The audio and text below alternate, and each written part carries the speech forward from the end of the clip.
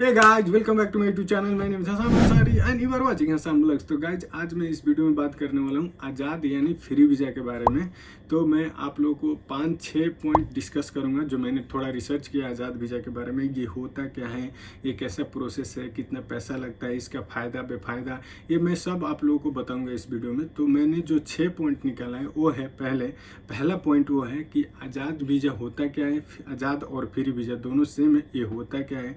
Second है, अगर आप आज़ाद वीज़ा में आते हैं दोहा कतर में तो आपको कौन कौन सा डिफ़िकल्टी फेस करना पड़ेगा, यानी कौन कौन सा समस्या आ सकता है आपके सामने।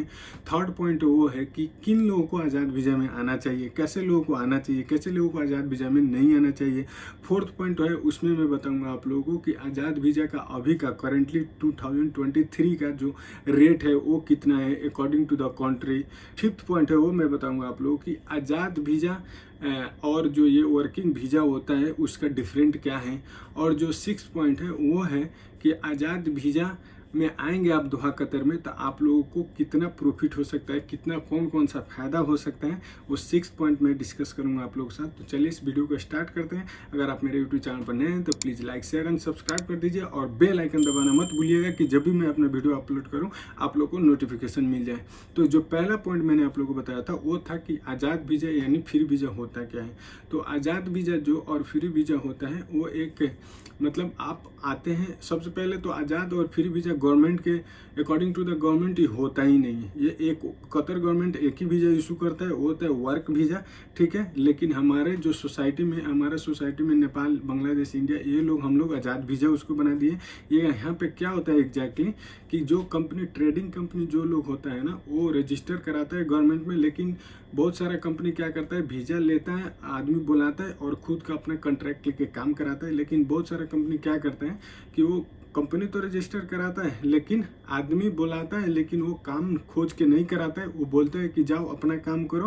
वो क्या करेगा, आप लोगों को आईडी लगा कर दे देगा और बोलेगा कि जाओ अपना जो मन है वो करो, लेकिन साल का, महीने का आपको बोल देगा कि मुझे इतना प्रॉफिट चाहिए, उतना आप लोग को देना पड़ेगा। इसलिए हम लोग, वो कंपनी प्रेशर नहीं देता है कि आपको नहीं यही काम करना है, यहीं पे रहना है, यहीं एक चीज़ खाना है, ये चीज़ प्रेशर नहीं देता है कंपनी। तो इसीलिए हम लोग इसको आज़ाद वीज़ा बोलते हैं। अदरवाइज देयर इज़ नो आज़ाद वीज़ा, नो फ्री वीज़ा, सभी वर्क वीज़ा होता है। सेकंड पॉइंट तो वो होता है कि आप दोहा कतर में अगर आज़ाद वीज़ा में आएंगे तो आप लोगों को कैसा डिफ़िकल्टी फेस करने को मिल जाता है। तो सबसे पहले मैं तो आप लोगों को बताऊंगा कि अगर आपका यहाँ पे कोई नहीं है तो आप एजेंट के थ्रू आज़ाद वीज़ा में मत आइएगा, क्योंकि आज़ाद वीज़ा में आएंगे तो यहाँ पे रूम का, खाने का, रहने का ये बहुत डिफ़िकल्ट होता है, बहुत प्रॉब्लम होता है।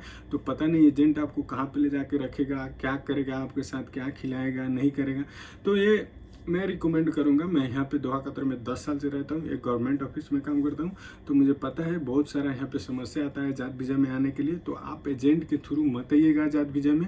हाँ, अगर आपका कोई भाई है, दोस्त है, रिलेटिव है, बाप है, तो आप आज़ाद वीज़ा में आइए, बहुत बेस्ट है, ठीक है। और थर्ड पॉइंट जो मैंने आप लोगों को बताया था कि आज़ाद वीज़ा में कौन सा आदमी को आना चाहिए, कौन सा आदमी को नहीं आना चाहिए।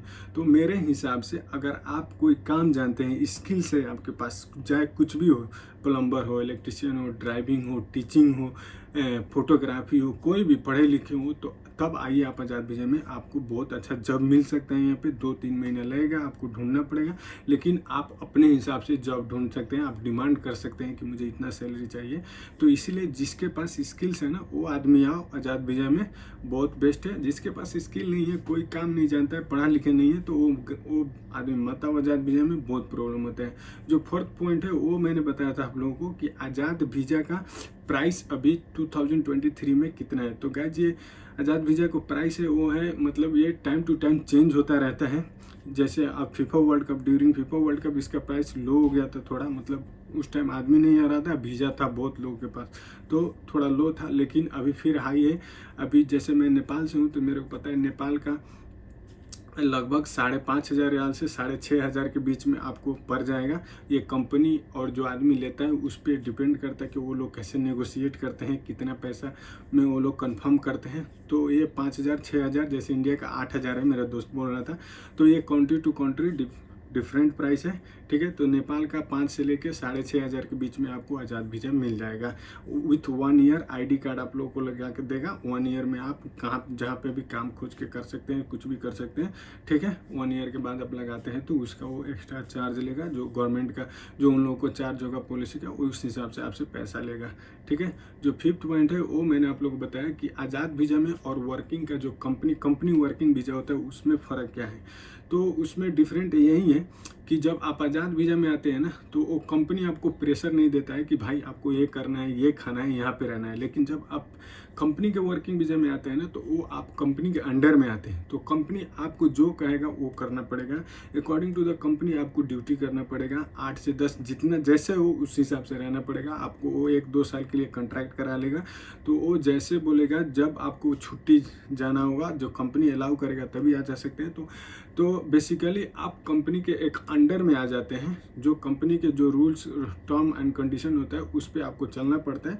तो इसीलिए उसको कंपनी का वर्किंग वीज़ा और ये आज़ाद वीज़ा बोला जाता है। इसमें आप फ्री रहते हैं, इसमें कंपनी आपको कुछ नहीं बोलता है, आप कंपनी से फ्री रहते हैं। वो पहले आप घूम के काम कर सकते हैं, इसीलिए बोलते हैं लोग आज़ाद वीज़ा चाहे फ्री वीज़ा, ठीक है।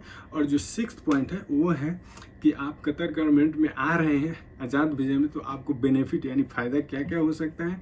इसका फ़ायदा है तो थोड़ा घाटा भी है। तो अगर आप स्किल्स है आपके पास और आज़ाद वीज़ा में आ रहे हैं तो बहुत अच्छा है आपको कि आप आराम से कहीं पे भी जब अपना हिसाब से चूज कर सकते हैं, अपना हिसाब से आप जॉब खोज सकते हैं।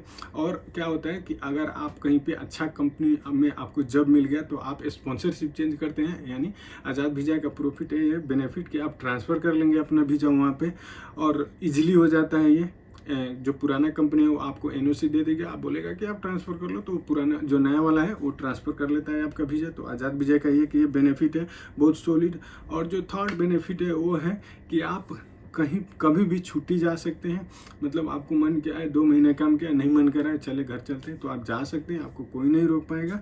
लेकिन आप अगर कंपनी के अंडर में आए हैं तो आपको मिनिमम 1 ईयर से पहले आपको छुट्टी नहीं जाने दिया जाएगा। तो ये आज़ाद वीज़ा का थोड़ा बेनिफिट भी है और थोड़ा मुश्किल भी है। किसी आदमी को बहुत जल्दी काम मिल जाता है, किसी आदमी को जल्दी काम नहीं मिलता है। तो ये आज़ाद वीज़ा का बेनिफिट और घाटा भी है, दोनों है। किसी भी चीज़ का जो फ़ायदा रहता है तो थोड़ा उसका घाटा भी रहता है।